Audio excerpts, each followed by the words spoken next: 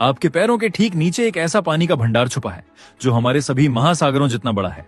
और अगर इतना पानी जमीन के नीचे मौजूद है तो फिर हमारी धरती पिघलकर खत्म क्यों नहीं हो जाती, जमीन धंस क्यों नहीं जाती? इस सवाल का जवाब इतना हैरान करने वाला है कि शायद आपने कभी सोचा भी नहीं होगा। हम अक्सर सोचते हैं कि धरती के नीचे कोई बहुत बड़ा खाली स्थान है, जैसे कोई विशाल गुफा जिसमें पूरा समुद्र भरा हुआ है। लेकिन अगर ऐसा होता तो सोचिए, जहां जहां ये पानी जमा होता वहां की जमीन कभी भी टूट सकती थी, अचानक जमीन धंस सकती थी और पूरी धरती अस्थिर हो सकती थी। लेकिन असलियत कुछ और है। धरती के नीचे पानी किसी टैंक या समुद्र की तरह जमा नहीं है, बल्कि यह छोटे छोटे छेदों में छुपा हुआ है। इसे समझने के लिए एक स्पंज की कल्पना कीजिए। बाहर से स्पंज ठोस दिखाई देता है, लेकिन उसके अंदर हजारों छोटे छोटे छेद होते हैं जिनमें पानी भरा रहता है। ठीक उसी तरह जमीन के नीचे मिट्टी, रेत और चट्टानों के बीच छोटे छोटे खाली स्थान होते हैं जिनमें पानी जमा रहता है। यही पानी भूजल कहलाता है। यानी हमारे पैरों के नीचे कोई छुपा हुआ समुद्र नहीं, बल्कि पानी का एक विशाल जाल फैला हुआ है। यही पानी कुओं, हैंडपंप और बोरवेल के जरिए हमारे घरों तक पहुंचता है। लेकिन सवाल अभी भी बाकी है, आखिर ये पानी जमीन के अंदर रुकता कैसे है? इसके पीछे काम करता है एक शानदार सिस्टम जिसे कहते हैं एक्वीफर। एक्वीफर जमीन के नीचे मौजूद ऐसी परतें होती हैं जो पानी को अपने अंदर स्टोर करके रखती हैं। ये परतें रेत, बजरी और छिद्रदार चट्टानों से बनी होती हैं। इनके अंदर पानी धीरे धीरे जमा होता है और बहुत धीमी गति से आगे बढ़ता रहता है। ये कोई तेज बहने वाली नदी नहीं होती। कई बार ये पानी सिर्फ कुछ मीटर आगे बढ़ने में भी कई साल लगा देता है। लेकिन अब असली रहस्य शुरू होता है, क्योंकि धरती सिर्फ ऊपर से मिट्टी की एक गेंद नहीं है। इसके अंदर कई रहस्यमयी परतें छुपी हुई हैं। सबसे ऊपर होती है क्रस्ट। यही वह परत है जिस पर हम रहते हैं। हमारे शहर, जंगल, पहाड़ और नदियां इसी परत पर मौजूद हैं और ज्यादातर भूजल भी इसी हिस्से में पाया जाता है। इसके नीचे आती है मैंटल। यह धरती की सबसे मोटी परत है। यह लगभग 2900 किलोमीटर तक फैली हुई है। यहाँ तापमान और दबाव इतना ज्यादा होता है कि चट्टानें भी धीरे धीरे बहने जैसी अवस्था में रहती हैं। लेकिन हैरानी की बात यह है, वैज्ञानिकों को धरती के अंदर ऐसे खनिज मिले हैं जो पानी को अपने अंदर कैद कर सकते हैं। जैसे रिंगवुडाइट, यानी मैंटल के अंदर भी पानी मौजूद हो सकता है। लेकिन यह पानी नदी या झील की तरह नहीं है, यह चट्टानों के अंदर बंद है। वैज्ञानिकों का मानना है कि धरती के अंदर छुपा यह पानी हमारे महासागरों के बराबर या उससे भी ज्यादा हो सकता है। लेकिन इसे निकालना आज के समय में लगभग असंभव है। अब नीचे जाते हैं धरती की अगली परत में, आउटर कोर। यह हिस्सा पूरी तरह गर्म और पिघली हुई धातुओं से बना है, मुख्य रूप से लोहा और निकल। यहाँ का तापमान इतना ज्यादा है कि पानी एक पल भी टिक नहीं सकता। अगर पानी यहाँ पहुंच भी जाए तो वह तुरंत भाप बन जाएगा। यही आउटर कोर धरती का मैग्नेटिक फील्ड बनाता है, जो हमें सूरज की खतरनाक किरणों से बचाता है। और सबसे अंदर आता है इनर कोर, धरती का सबसे गहरा हिस्सा। यह मुख्य रूप से लोहे और निकल से बना है। हैरानी की बात यह है कि इतना गर्म होने के बावजूद यह ठोस है, क्योंकि यहां दबाव इतना ज्यादा है कि धातु पिघल नहीं पाती। यहां ना पानी है, ना जीवन।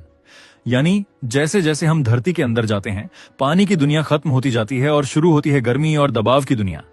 लेकिन अब सबसे बड़ा सवाल, धरती में इतना पानी आया कहां से और क्या यह पानी कभी खत्म हो सकता है? इसका जवाब छुपा है प्रकृति के सबसे अद्भुत सिस्टम में, वाटर साइकिल। सूरज की गर्मी से समुद्र और नदियों का पानी भाप बनकर ऊपर जाता है, फिर बादल बनते हैं और बारिश के रूप में पानी वापस धरती पर लौट आता है। इस बारिश का कुछ पानी नदियों और समुद्रों में चला जाता है, लेकिन कुछ पानी धीरे धीरे जमीन के अंदर रिस जाता है। मिट्टी और चट्टानों के बीच से गुजरते हुए यही पानी भूजल बन जाता है और फिर यही पानी वापस कुओं, झरनों और इंसानों की जिंदगी का हिस्सा बन जाता है। यानी धरती के नीचे कोई छुपा हुआ महासागर नहीं है, बल्कि एक ऐसा अद्भुत सिस्टम है जो करोड़ों सालों से पूरी धरती को संतुलित रखे हुए है। और यही वजह है कि हमारे पैरों के नीचे इतना पानी होने के बावजूद हमारी धरती आज भी मजबूती से खड़ी है। लेकिन अब सवाल आता है, क्या जमीन के नीचे हर जगह पानी एक ही गहराई पर मिलता है? जवाब है बिल्कुल नहीं। कुछ जगहों पर पानी जमीन के बहुत पास होता है, इसे हम शैलो ग्राउंड वाटर कहते हैं। वहीं कुछ जगहों पर पानी इतना नीचे होता है कि वहां तक पहुंचने के लिए सैकड़ों फीट गहरी बोरिंग करनी पड़ती है। जब हम बोरवेल करते हैं तो हम जमीन की कई परतों को पार करते हुए उस जगह तक पहुंचते हैं जहां पानी जमा होता है। लेकिन यहाँ एक बात समझना बहुत जरूरी है, जमीन के नीचे पानी हर जगह बराबर मात्रा में नहीं होता। कहीं थोड़ी खुदाई करते ही पानी मिल जाता है और कहीं बहुत गहराई तक जाने के बाद भी पानी नहीं मिलता। क्यों? क्योंकि धरती के नीचे पानी किसी एक बड़े समुद्र की तरह फैला हुआ नहीं है। यह अलग अलग जगहों पर अलग अलग मात्रा और गहराई में मौजूद होता है, और इसके पीछे छुपे हैं दो बेहद खास वैज्ञानिक कारण, पोरोसिटी और परमिएबिलिटी। पोरोसिटी यानी किसी मिट्टी या चट्टान के अंदर कितने छोटे छोटे खाली स्थान मौजूद हैं। जितने ज्यादा खाली स्थान होंगे उतना ज्यादा पानी वहां जमा हो सकता है। वहीं दूसरी तरफ है परमिएबिलिटी, यानी पानी उन खाली जगहों के बीच से कितनी आसानी से गुजर सकता है। जैसे रेत के अंदर पानी आसानी से चला जाता है और जमा भी हो सकता है, लेकिन चिकनी मिट्टी पानी को रोक लेती है। इसलिए वहां पानी का बहाव बहुत धीमा होता है। यानी जमीन के नीचे पानी का पूरा खेल इस बात पर निर्भर करता है कि मिट्टी और चट्टानें पानी को कितनी जगह देती हैं और कितना आगे जाने देती हैं। लेकिन अब आती है एक और हैरान करने वाली बात। धरती के अंदर मौजूद पानी का रिश्ता सिर्फ जीवन से नहीं है, बल्कि ज्वालामुखियों से भी है। जब पानी बहुत गहराई तक पहुंचकर गर्म मैग्मा के संपर्क में आता है, तो वह तेजी से भाप में बदल सकता है, और यह भाप बहुत ज्यादा दबाव बना सकती है। इतना दबाव कि वह चट्टानों को भी तोड़ने की ताकत रखता है। कई बार यही दबाव ज्वालामुखी विस्फोट का एक कारण बन सकता है। यानी वही पानी जो हमें जीवन देता है, वही धरती के अंदर एक शक्तिशाली ताकत भी बन सकता है। लेकिन चिंता की बात यह है कि यह हर जगह नहीं होता, क्योंकि ज्यादातर जगहों पर धरती का यह सिस्टम संतुलन में चलता रहता है।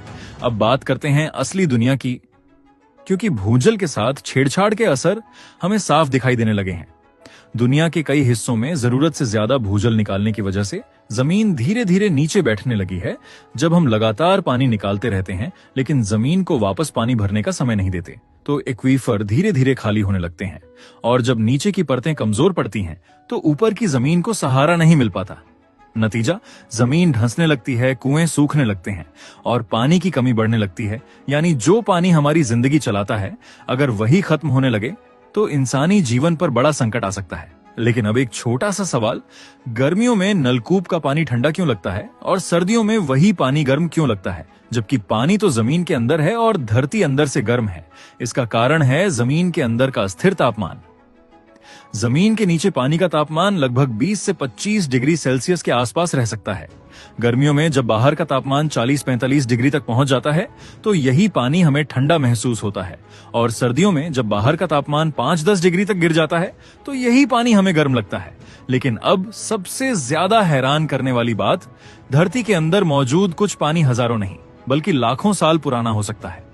यानी जो पानी आज आप पी रहे हैं, हो सकता है वह उस समय से मौजूद हो जब इंसान भी इस धरती पर नहीं था।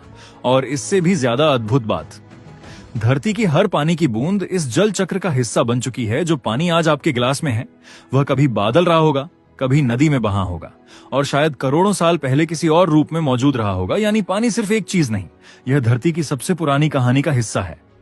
वैसे दोस्तों, आपके यहां पानी कितनी गहराई पर मिलता है? कमेंट करके जरूर बताइए।